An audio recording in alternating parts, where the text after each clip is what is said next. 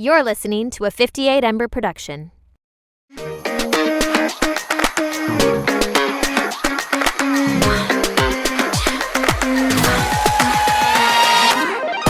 Hello, everyone. Welcome back to the Completely Fucking Clueless podcast. I am so excited because I have a really special guest today. I'm special. Yeah, you are. You're my dad. This is my dad, everyone. Hey, everyone. His name is Steve.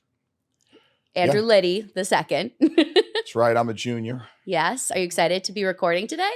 Excited, super stoked. Let's get it going. Yeah. Yomi's behind the thing. She's hooking us up. We're ready to roll.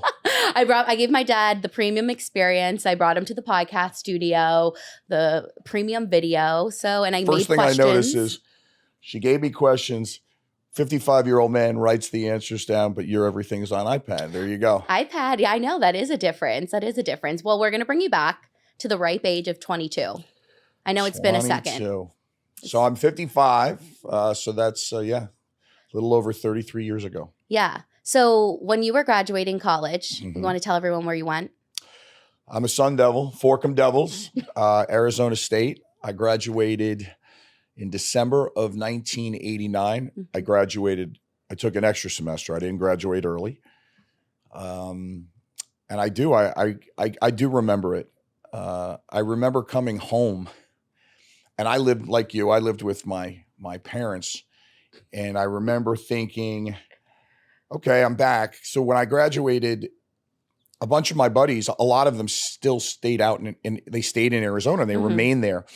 I came home. Your grandfather, my dad, he worked on Wall Street, and so growing up in New York, that was kind of like the business, I guess. You know, if you grew up in Detroit, it's cars. If you grew up in Pittsburgh, it's steel. In New York, it was Wall Street. So I'm like, of course, I'm just going to go and get a job on Wall Street.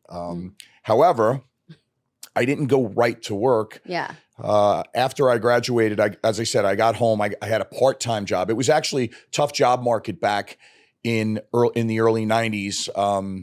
We were going through a bit of a recession. We were having our first conflict with Iraq. So there was a couple of things going on. And I was in a bar, I think I'm pretty sure it was May of 1990 with guys I went to high school with. And there happened to be another guy there who, one of my buddies, Pete Thomas, he went to college with, and they were going to Europe. They were going to backpack in Europe. And my grandmother had passed away, and she had left me a smallish sum of money that I had in the bank. And these guys were going to backpack through Europe. And so that night they talked me into taking Pete's twin brother's ticket. Back then you could just give me your ticket and I could get on the plane. There was the ID situation wasn't what it is today, which it has to be today. And so I backpacked through Europe from early July until, I think we got back early June until late July, which was an amazing experience. Where'd you guys go? I would recommend it. So we started in Amsterdam. We went from Amsterdam to Munich. We went from Munich into Switzerland, to France, to Austria, back to France. And then me and my buddy Jeff stayed, and we wound up going down to the Greek islands for a couple of weeks. Wow. So yeah, it was really interesting. Highly recommend it for anybody to do. You just get to see so many things, meet so many people, and you realize the world is much larger than your small little enclave, wherever that might be, where you're from. And then when I came back from Europe, I do, and I can sort of associate with you. I sent out all these letters to all the Wall Street firms telling them why I should be in their analyst program, and I'm this and I'm that and I'm blah, blah, blah, blah. And I got all rejection letters. Oh, really? I never knew that. Right. I got all rejection letters. And so I kind of had to think, what am I going to do? Your grandfather knew a bunch of people from his time, and he had introduced me to a couple of people. And that's really what led to my first job. So I started my first job in February. My first real job. I had worked some part-time jobs, but I worked my first real job in February of 1991. And how far was that from when you graduated? I graduated in December of 89. So, 13, 14 months. Okay. So, and then I, I often tell young people that I deal with this. I remember the alarm clock going off that morning, and I slept in a twin bed, and I put my feet on the ground, and I remember thinking, holy crap, this is the rest of my life. And so that's February 28th, 1991 is when I started working. And how many jobs have you had since then? Like in this field or like any job? 1, 2. I worked for Morgan Stanley for a long time. And then I worked for, I'm going to say 6 different places, 7, maybe 7. Because so something that Meg J taught us was the average person by the age of 35 will have had 9 jobs. Yeah, I could see that. Yeah. And I think it's interesting because like, I think a lot of people graduating from college, or at least maybe my perception was a little bit more like you didn't have as many jobs and like you kind of just found your path pretty quickly. But I think that's the truth. Yeah, there's a lot of like ins and outs and going through things. Like I'm about to be, Audrey and I talked about this yesterday, on my 3rd job since graduating. Right. But well, yeah. I think another difference, sorry to cut you off. Another difference is this wasn't around. Like there was no be in podcast or do things on social media. And so again, and one of your questions you'll get to later, I didn't really have a plan. You know, I graduated and I never thought about anything about, oh, I should stay here. Like, I mean, almost every one of my friends stayed in Arizona. One went back to Washington, D.C., Craig. Why don't you think you stayed in Arizona? I don't really know. I just thought, when I think back, I always think that 21-year-old Steven, right, I was 22 when I graduated, just to turn 22. 22-year-old Steven thought, oh, this is what I'm supposed to do. Like, I graduate high school, I'm supposed to go to college. I graduate college, I'm supposed to go back to New York and do something like my dad did. And so I think what I've tried to do as a parent for you guys, you and your brothers, and even your friends, if they want to talk about it, it's more like, think about what you really want to do and then do what you can to do it. And because you've been given opportunities, and I'm not complaining about my upbringing. It was great. But I think you've been given opportunities and your brothers have been given opportunities that a lot of people aren't. And so that utilize those and use those experiences, which I think you're doing. I mean, you're a creative and you want to sing and you wanted to perform on Broadway, and maybe you still want those things. But when you came and the world wasn't what you thought it was going to be, you kind of, as your mom likes to say, pivoted. And so now you're doing this, which is really interesting. And it's, I'm very proud of you for having pivoted and made something positive. And so, yeah, I would recommend that to anyone who feels that. By the way, not just at your age, at any age. What I really believe is that you can pivot almost anytime. Now, certainly responsibilities and resources come into play, but you only get one crack at life. So you do, I think, want to try and be as happy as you possibly can. And so you're working a lot of that time. So you should try and find something that gives you some fulfillment, as well as paying the bills. But don't be stuck, because I think if you get stuck in something you don't want to do, that's when you have regrets, and regrets often lead to poor decisions, I think. Yeah. My grandmother was just in town and I was telling her about this because she was asking about like my jobs and all these things. And she was like, I was telling her, I was like, the thing about everything I'm doing for my career right now is it all leads to the same thing. I love to entertain. I love to tell stories. So this job, like my internships that I've been doing, the podcast, singing at 54 Below, they all lead to the same thing. I was like, there's just a bunch of different things that are going in that direction. I agree. And I'm sure at times it can be frustrating for you from I'd rather live in the city, or I'd rather be making more money. And I can identify with that.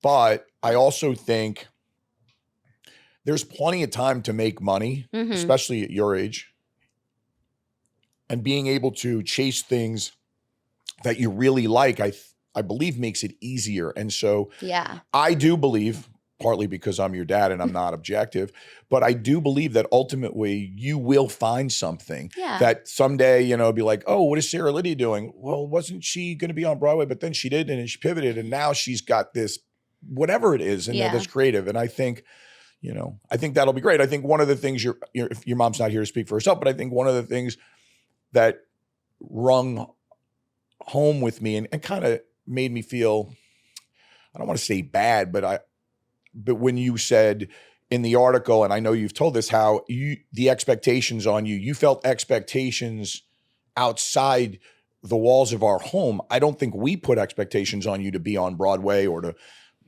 be the next big thing on stage.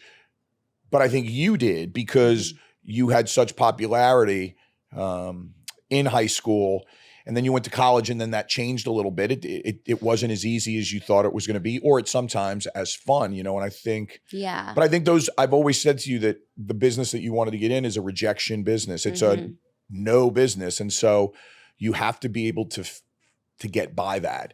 And it's good to see that you've figured out a way to get by that, and you're expressing yourself, and you're ready to take this to do the next thing, whatever that is. And that's the interesting part of life, that a lot of times you don't know what the next part is. Yeah. That's what, when I always bring it back to like the Meg J stuff, just because I think so many of like the themes and the topics that we talk about with guests and between Audrey and I, like always come back to a lot of the things that she talked about in her book. But when we interviewed her, she had said like most of the time people end up in a job that they didn't even know existed in college, or they didn't even know was real. That's very, very true. Yeah, no, I feel it. I feel it all the time. I can't tell you, as a man in his 50s, how many times I've met somebody and I'm like, how did you get into this business? Not because I wanted to get into it, just if you meet somebody on a golf course and you're going to be with them for 4 hours and you're trying to figure out something to talk about. So how did you get into this business? And it'll be some wackadoo story and the person either enjoys it or has become uber successful in it. So yeah, I would agree with that. And again, today, I mean, I don't mean to bring Yomi back into the conversation, but you know, we walked in and I said, hey, how did you get into, you know, podcast directing or producing? And I was a photographer. I had a 9-to-5 job, hated it. And so Yomi pivoted, go Yomi. and now she's doing something that she likes. And so I think that's one of the questions, and I'm sure we'll hit on questions. You can get to it if you want. Free flow, like, I think people in their 20s and even maybe into their 30s, you should be taking as much career risk as you possibly can. So one of the other things, I don't know if you remember, but one of the other things I would talk to you and your brothers about, I think when I wrote to you guys before you all left for college, I wrote them all letters. And I think one of the ideas that I expressed to you was that in college, like this is the least responsibility that you'll have in your life. The only responsibility you have is to you and to do the best that you possibly can. I don't know what other parents did. I always told my kids, I don't necessarily want A's, but I do want an A effort. And so that was your responsibility in college, to give yourself the best opportunity to then take the next step. And so when you're out of college, every day almost, not every day, but you just continually get more and more responsibility, right? You have a responsibility to the podcast, your responsibility to a relationship, you have the responsibility possibly to a job, you know, you have to pay rent. And so even in your 20s, then if you marry and you have children, those responsibilities continually go up. So in your 20s, take as much career risk as you possibly can, because what's your loss? Yeah. It's very low. You can pivot and get a part-time job as long as it's only yourself. But try and find something that you're truly passionate about, because the fact of the matter is you're going to be working a long time. Yeah. And so you might as well find something that you're truly passionate at, that allows you to get a balance between the hard work that life is, the responsibility, and that is stress, So so at least have that balance where like, oh, I enjoy doing this, right? What's the phrase? If you enjoy what you're doing, you'll never work a day in your life, yeah, right? Sure. And so, and I don't know that's 100% true, but because I'm sure even in things that you enjoy when you're working, like I'm sure days that I don't want to go do this, but this is what you've chosen to do. So do it the best that you can, but also find that balance that to enjoy, if work allows you certain opportunities, then enjoy those opportunities. Mm-hmm. And what do you feel like you were like in your 20s? Like, so that's a tough question. Yeah. It's funny because generally I think I have pretty good recall, but I think the best way to say was and part of your questions made me think about this. Your mom's often asked me about this too. I think I was confused. Okay. So you felt clueless. I think I was confused because I don't know what this gravitational pull back to New York was, other than my parents were here. I mean, look, I was the first kid to go to college. I was the oldest, I have a younger brother, and I left and I went as far away from home as I possibly could, not for any specific reason. I wanted to go out west. UCLA was going to cost twice as much. ASU was going to cost half as much. So that's basically how the decision was made. And I met some great people out there, and it opened my eyes to a lot of things. I think one of the things that's been beneficial in my life is I've been fortunate in that I grew up in Brooklyn, which was an unbelievable way to grow up because you're introduced to so many different people and cultures. And you're in the greatest city in the world, greatest city in my opinion.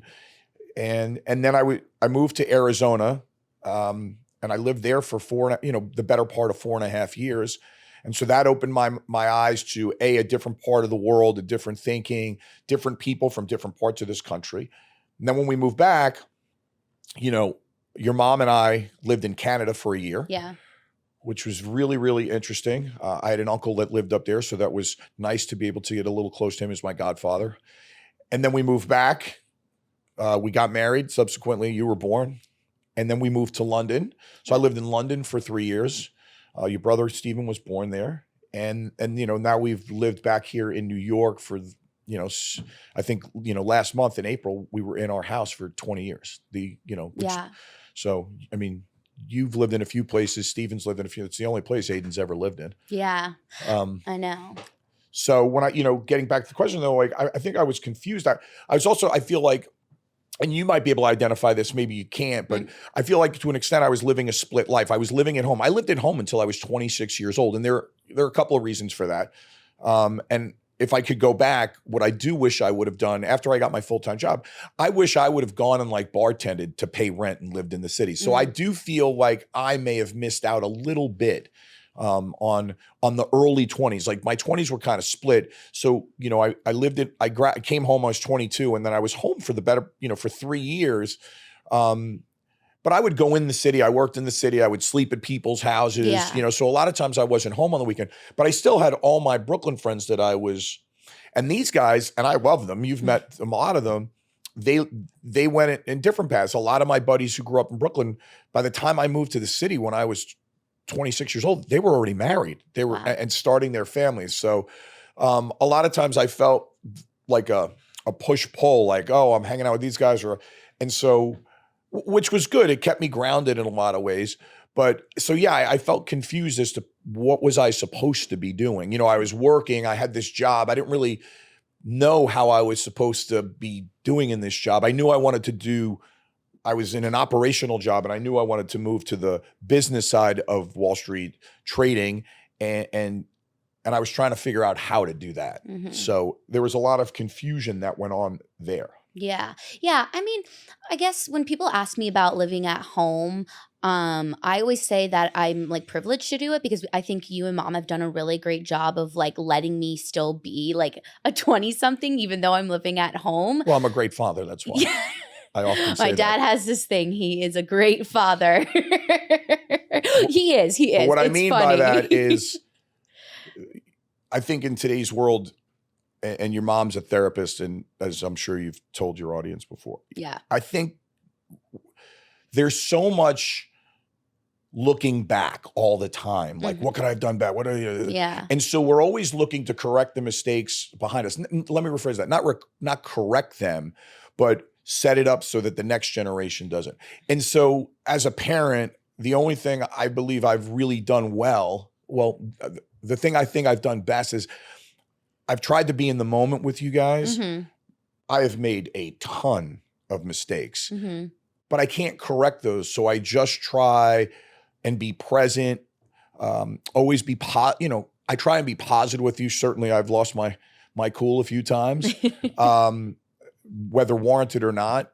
But parenting is really hard. But when I look, you turn the news on every day and you see some of the stuff that goes on in the world, whether it's here or anywhere else. And I feel like I had really good parents, and I've tried to model my way after that. And I think your mom and I have been really, really good parents. We are not perfect parents by any stretch of the imagination. Sarah's mom will often say, well, Steve, I think it's up to Sarah, Stephen, and Aiden to decide how you were as a father. No, and I always answer by saying, oh, no, I was good. Nobody can tell me. I think you guys have been great parents. I actually wrote this in Mom's Mother's Day card.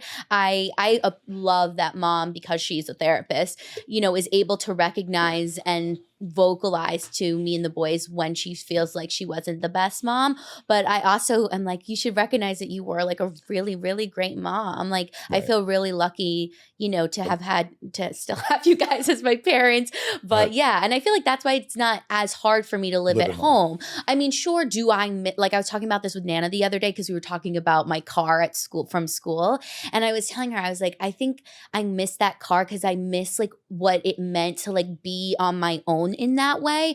And I think I know I can do it again. I think there'll be new challenges once I do move out, especially financial, as I learn to budget myself. But I think, like you said earlier, I'm okay with living at home right now so that I can use my money to make the things like this that I love like happen, and hopefully they will grow, and I'll get to like move into the city when I am financially ready. And I think like my life is still like very vibrant in the city. I'm always here. Like, we live very close. Yeah. I feel like I've been so lucky to like grow up in this sort of situation where we've lived in a suburb and then have the city so close. Honestly, sometimes I like coming home to the suburb because it's like chill and I know that I'm like safe. There's not a bunch of like cars honking and everything. No, but I see that. Of course, I'm excited for the days that I get to move. I did also write down, and when you spoke about your car, like, there was a loss of freedom when I moved home. There were no rules set upon me. Yeah. But when you live alone, it's just different. So I say to Sarah a lot of times, she's been a great daughter. I'm very proud of her in many ways. But since she's moved back from college, I'm like, you're not the best roommate.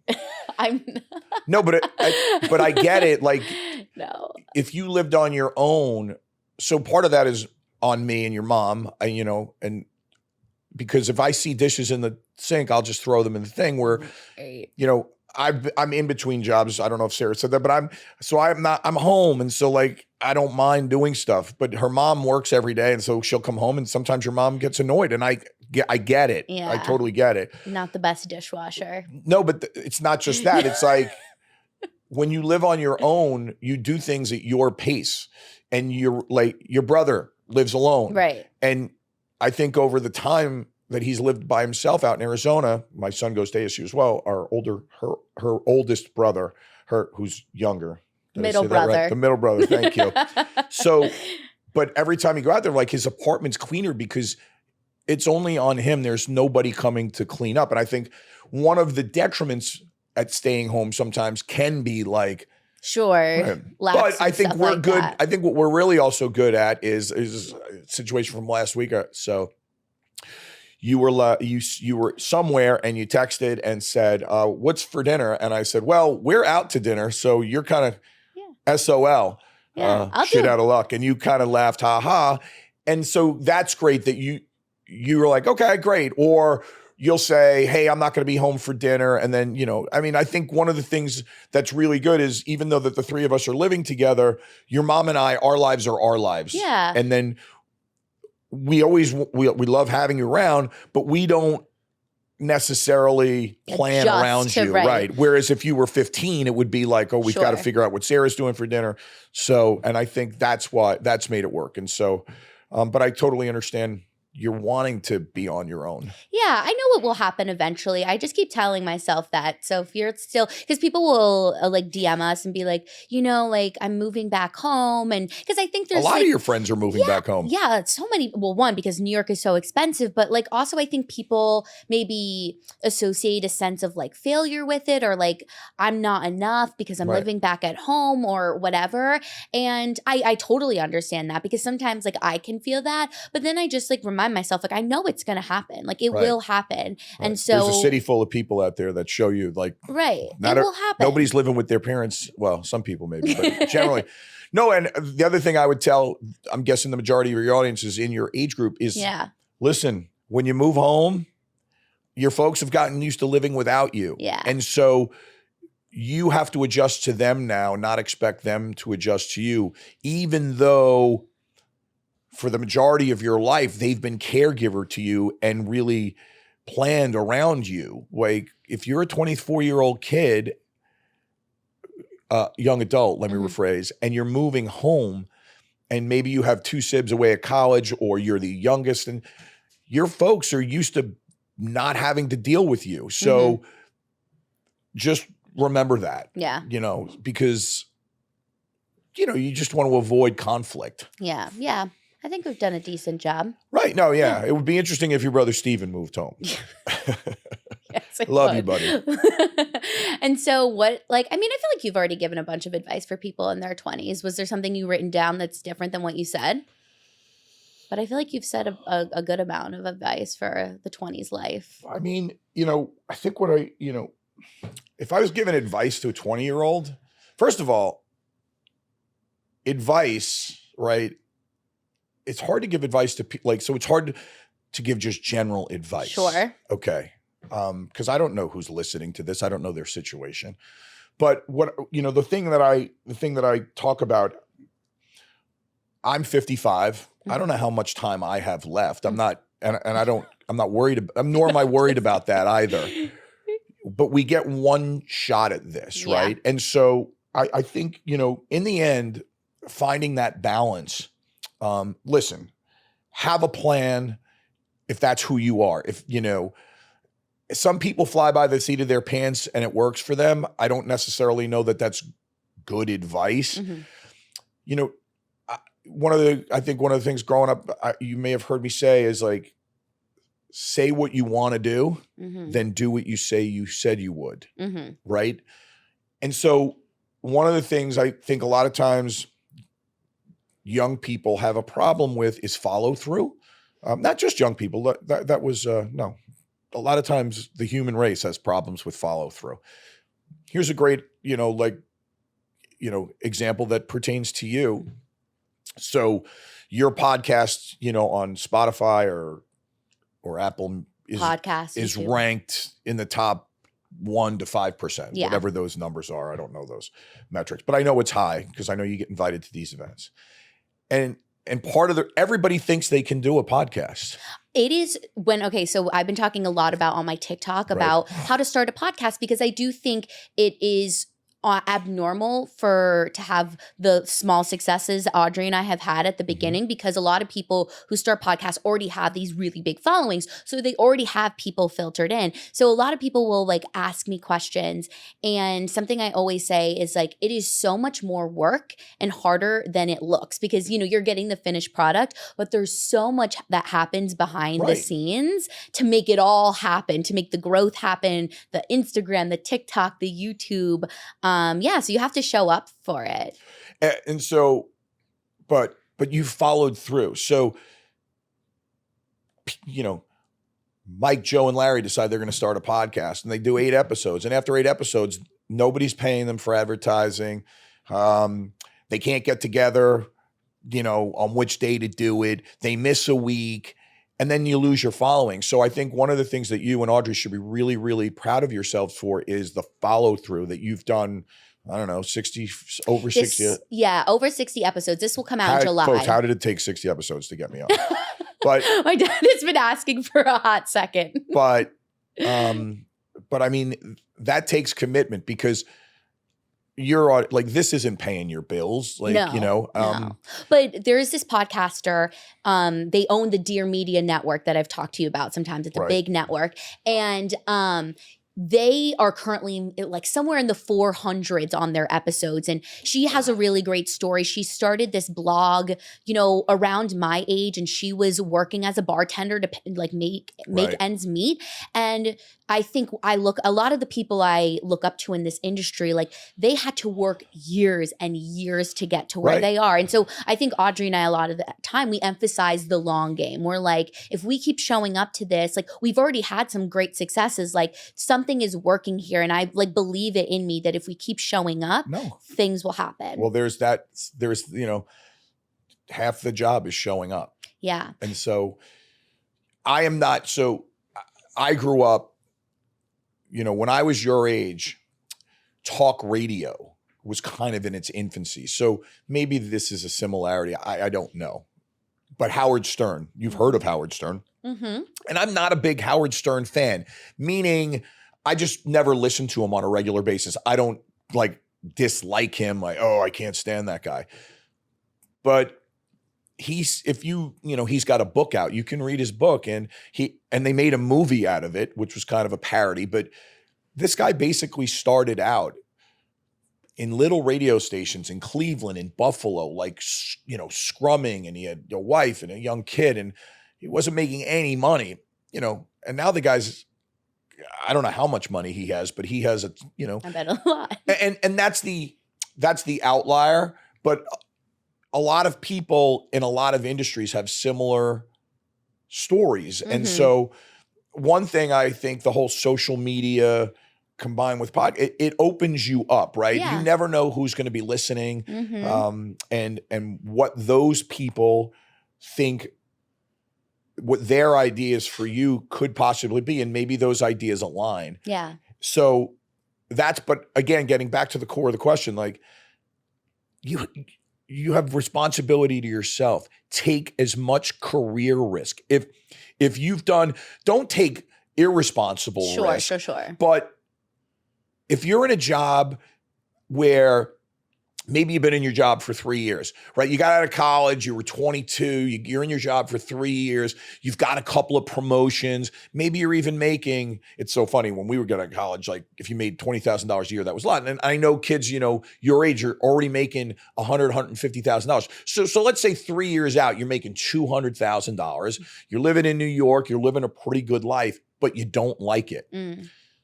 You will become a slave to that money. Okay. You will buy things that necessitate that you make that much money. Right. And so so what I mean by career, you don't want to get to the point where you have to work to maintain what you want, but you hate it, because it's not going to work. Yeah. You're eventually not going to do a good job. So if you're in your mid-20s like you are, and there's something that you're really passionate, and you've been smart, maybe you've saved a little money, take a shot at it. And if you fail, so what? Yeah. Like, if you fail, you'll be 28. Yeah. Okay.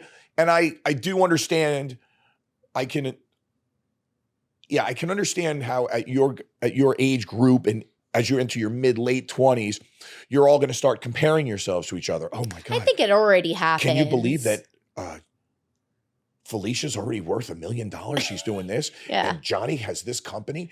Okay. And great for them. Be happy for their successes. Maybe they had a better idea, or they executed their strategy better, but that doesn't mean anything for you. I would say take positive out of that. Look what they did, because they had, you want to be passionate about what you're doing. And it leads back to the whole, you only get one life. And so get the most out of it. You don't so what I would say, I think you had a question for me on that. Like, if I could go back, I don't know that I would do the same thing. Like, all my buddies stayed out in Arizona. And when we were in Arizona at the time, I think the Valley, they call it the Phoenix Metro Valley. So Phoenix, Scottsdale, Tempe, all the cities that make up the Valley. I think it had 800,000 people in it total. Now there's almost 6 million. And so all my buddies went into service businesses, and some of them made a ton of money. Mm-hmm. And so if you were out there and you just executed and you were, you weren't frivolous and you didn't take enormous risks, you probably did okay because you're in the services business. So, but I'm not unhappy that I came home, because if I didn't come home, I wouldn't have you guys, right? Like, so, and I've had a good life and I've been fortunate. But the point is, you don't want to look back and go, I wish I took that risk. I didn't take, and so freewheel it in your 20s, explore, do the things that you're passionate about, because if you're truly passionate about something, as we've said, a couple times already, you're probably going to put yourself in a position to be successful at it. Now, how you measure success, that's a different question. Some people measure it financially. Some people measure it by their happiness quotient, I guess. And when you live in New York, you've got to have some money if you want to be not if you want to be happy, but if you want to do things, right? So, and that's another thing I think I've told you guys over the course, like, do what you want to do, because the finances will work themselves out, because your lifestyle will acclimate to the amount of money you make. Or maybe you decide to move from New York City and you go to Richmond, Virginia, or you go to Ames, Iowa. I don't know. I'm just picking out places where you can, where it doesn't cost as much to live. Like this past weekend, I was in Oregon playing golf, and we were at this place, Bandon Dunes, which is on the Oregon coast. It's beautiful. And it's expensive to play there, but not overly expensive comparative to other places. But there are guys there caddying. And so a lot of these guys, they were all men that I was dealing with. They played in college and they're really good golfers. And they want to be in the golf business, and they don't really want the responsibility of every life. Now, a lot of them don't have a family. Some do. But they live by in this town, Coos Bay, Oregon. And like, it doesn't cost a lot to live there. So if you make $2,000 a week in Coos Bay, Oregon, you're good. And so the money will work itself out. So I don't know. I like the idea at your age of taking as much career risk as you possibly can. Yeah. Professional risk, however you want to phrase that. All right. Take your career risks, people. Now we're going to pivot a little bit into networking, because it's so funny. I will never forget, shout out Steph, when we were in college and we were doing the casting director and agent thing. And I was like emailing back and forth with these people, and Steph is like, how are you doing this? Like, I'm just like, so like, because as you say, we're not like, this generation doesn't talk a lot to each other's you're afraid faces. to talk to people. And I was like, well, my dad has always just like taught me to like reach back out to people, email, like whatever. And even my friends say it. They're like, when you get your dad on the podcast, you have to talk about networking. So why do you like think networking, making connections, all of this is so important? I feel like I have a good idea of it now, because both of the jobs that I have gotten in this social media field have been because I knew somebody working there. Right. And so here's my thought on that is, almost everything that I've had professionally in life has come through networking. Yeah. Okay. So, when I started, I worked for an investment bank, Morgan Stanley, and it's funny, it's around the time I met your mom. Like, my direction in your mom actually, and direction in my life, and when your mom came into my life, direction came into my life. And how old were you when you and mom met? I was 25 years old. Okay. And when I turned 26, your mom and I started dating. And then the firm we were working for, Morgan Stanley, opened this office in Canada, and I was offered a job, and the guy running the office knew that your mom and I were together. So he asked your mom. Your mom was very good at her job. So we moved up to Toronto. And then when I was up there, I spoke to a couple people. We moved back to New York, and then a job came up that I interviewed for within the firm, and I missed it. And I was so bummed. I'll never forget. Disappointment. But a week and a half later, another job opened, and I knew the people I worked for the people who were giving away the job. So I got that job. That job then led me to London. Like, it got me the opportunity to go to London. Okay. And so And when I was in London, I met people. Right. We moved back to New York. A person I wound up leaving the firm I was working for and going to work for somebody who started something somewhere else because I knew them from my prior job. The most recent job I was at, right? Because I knew Tom Walsh. Right. And so networking is so key, not just for what you're doing now. Like if you're in theater, you don't just want to meet casting directors and producers and other, you want to meet everybody. Yeah. Because you never know where you're going to be. And so that, and the larger your network, the greater your chances for opportunities are. And by the way, what's not more fun than meeting people? At least, I think some people are just intimidated by it. I get Honestly, it. I think. Listen, I do get that. Yeah, I think this situation, like with the podcast, because not like I'm not an outgoing person. I think sometimes I'm shy around newer people, but I think like having to do this and, especially in the first year, I did a lot of the interviews. Like I had to sort of step up and be like, who cares? Like if they hate me, love me, whatever, like I'm just going to talk and open myself up to this person. And it's helped a lot in like my regular life. 100%. So when I would work with young people, often I would say, hey, did you call this or that person? And they would say, well, I sent him an IB message, or I sent him a chat, or I sent him a text, or I did this. And I say, okay, great. Did you, what did they say? Well, they didn't answer me. And I say, that's why I tell you to call people, right? When you talk to people and you have something of interest for them, or they have something of interest to you, you get some sort of response. The response may not be positive. It may not go the way that you want it, but at least you'll get a response, okay? When you use electronic means of communication, okay, and somebody says, well, what did they say? And you say they didn't answer. No answer is an answer, right? And even if it's just an oversight on their part, get people on the phone, meet people in person. It leaves an impression. Heck, do the whole snail mail thing. Write somebody an actual letter with a pen and a pad to separate yourself. Anyone can send an email, right? If you're trying to network with somebody who gets 1,000 emails a week, your chances are what? It was like you a couple weeks ago, remember? You were looking at a job on LinkedIn. Oh, and you were like, this is the perfect job for me. I love it. Yeah. And you're like, there's 683 applicants on LinkedIn. And so you're like, I know this girl. I went to Elon with her. Should I call her? And my answer to you was simple. Of course. Not only should you call her, you should call her until she answers you. Okay. And then she did, and it didn't work out. Okay. And it's okay if you call on a relationship, someone within your network, and they can't help you, but maybe they can help you, right? Yeah. Because here's what I can tell you. Especially if you're selling something, whether that's a product or yourself, probably the failure rate's over 95%. But the failure rate when you don't talk to somebody is nearly 100%. And so I just think you're not giving yourself the best opportunity. And so, and again, I think you and I are probably most alike. Steven and I have some alikes, and Aiden and I, but get out there, meet people.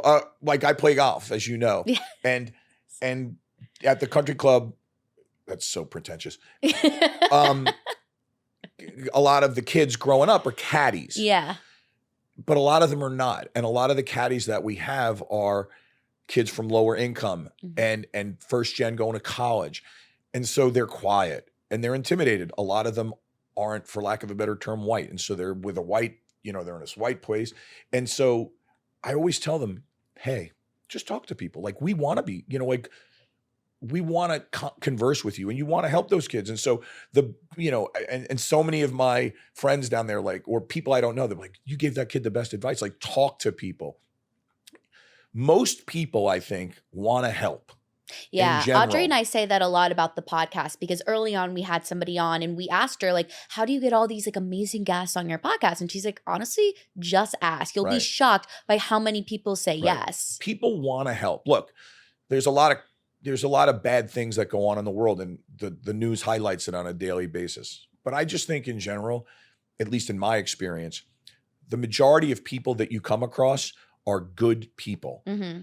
And if they've done really, really well, or they haven't, either people want to help people.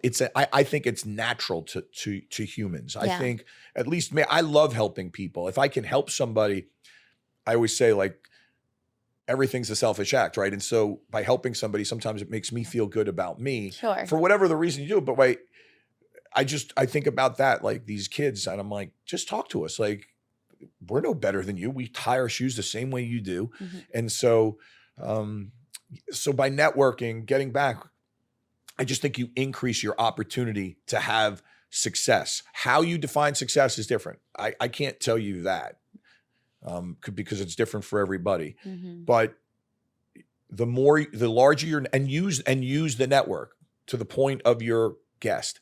Just ask. Yeah. Right.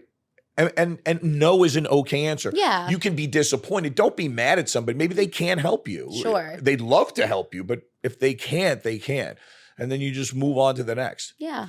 One of the things you and your brothers would say, I would remember, did you ask this? Did you get a job? Did you ask? You can't ask, Dad. That's rude. I'm like, oh no, it's not. And so again, I think you should put your phones down too, like for 2 hours a day.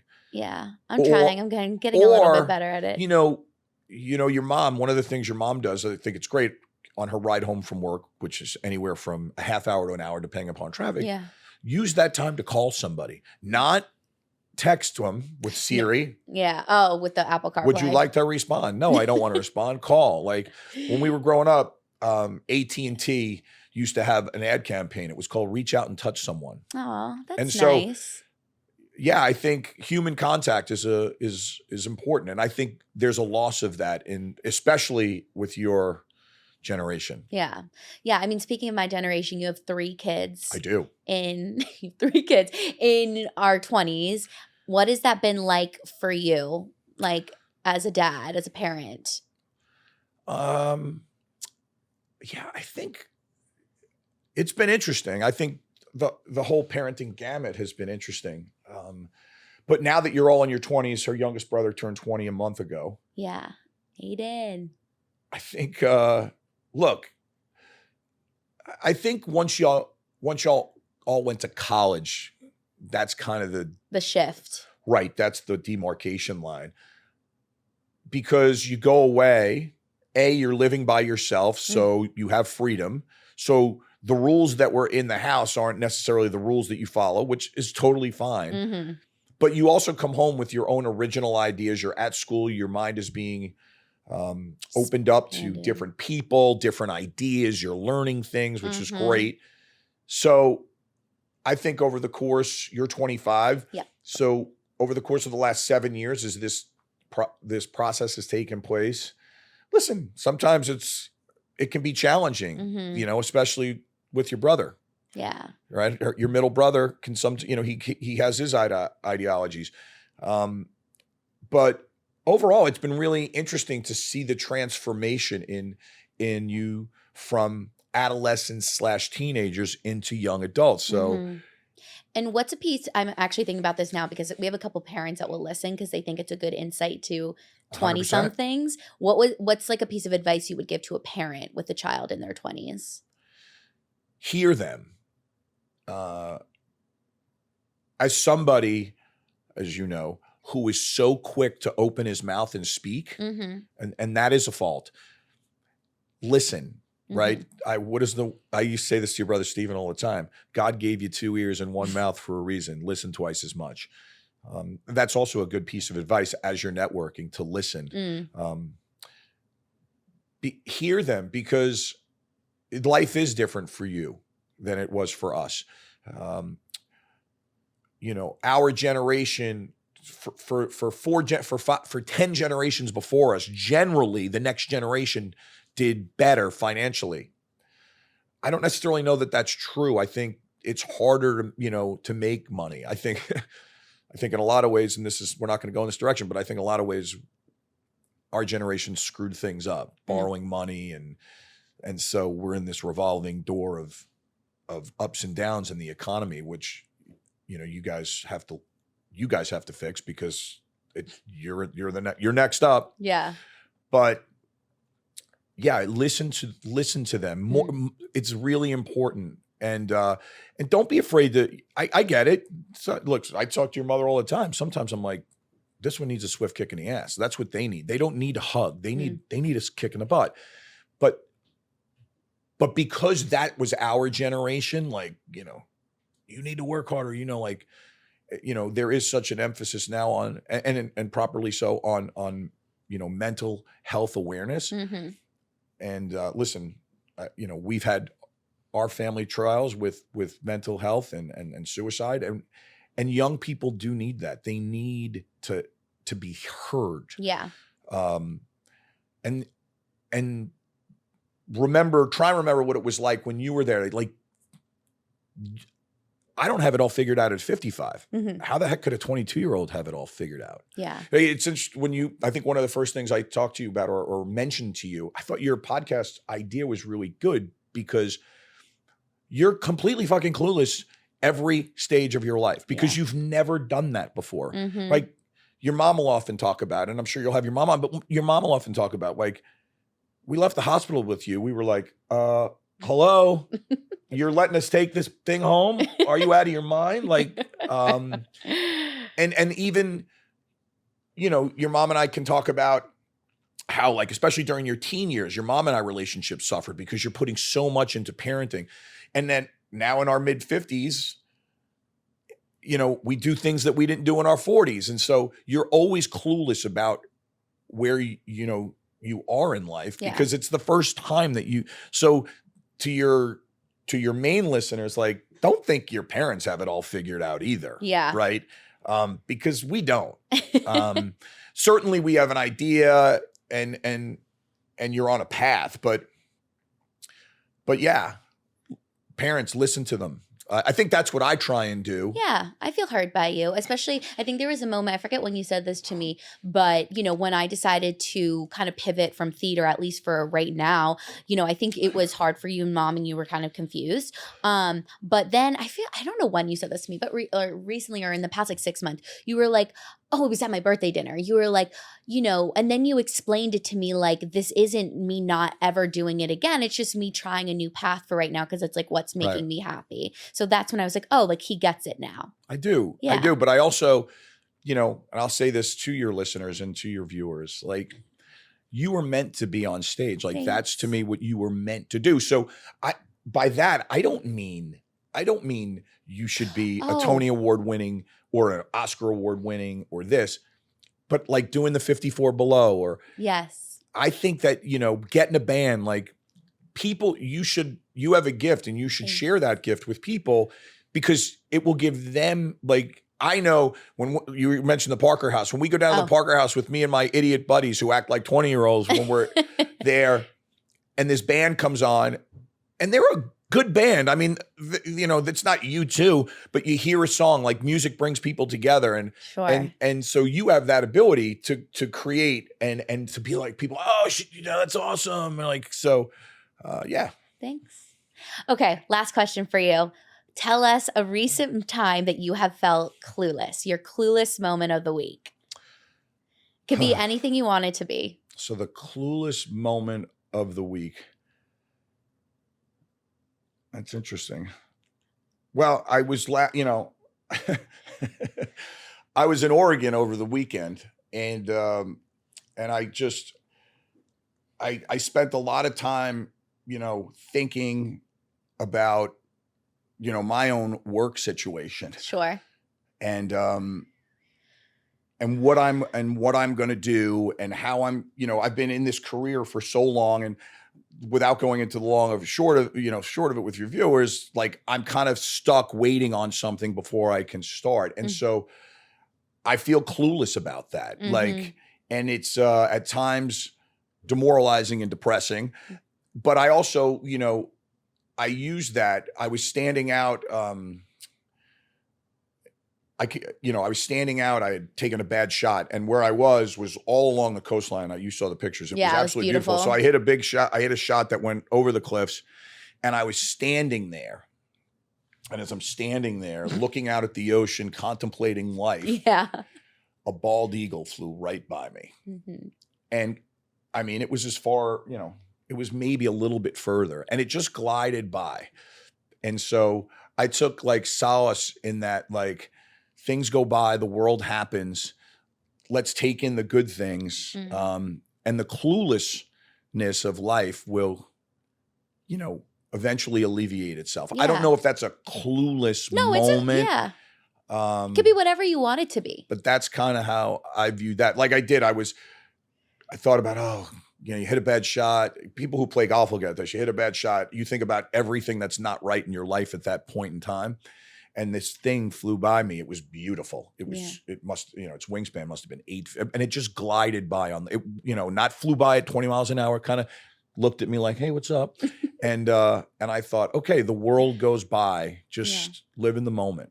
So. Amazing piece of advice to end it on. All right, Dad. Thank you so much for being here today and for you all for the good having me. advice. Yeah, I hope it I hope it helps. I think it will. I think it will. If you guys like what you are hearing, don't forget to follow us on Instagram at Completely Fucking Clueless and on TikTok and YouTube at Completely FCKING Clueless. Have an amazing week, everyone, and don't forget to be motherfucking clueless. Bye. Thanks, y'all.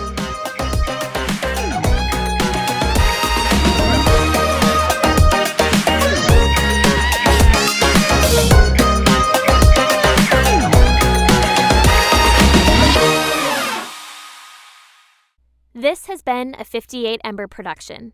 For more shows, please visit the 58 Ember channel, 58ember.com, or find us at 58 Ember Media on socials.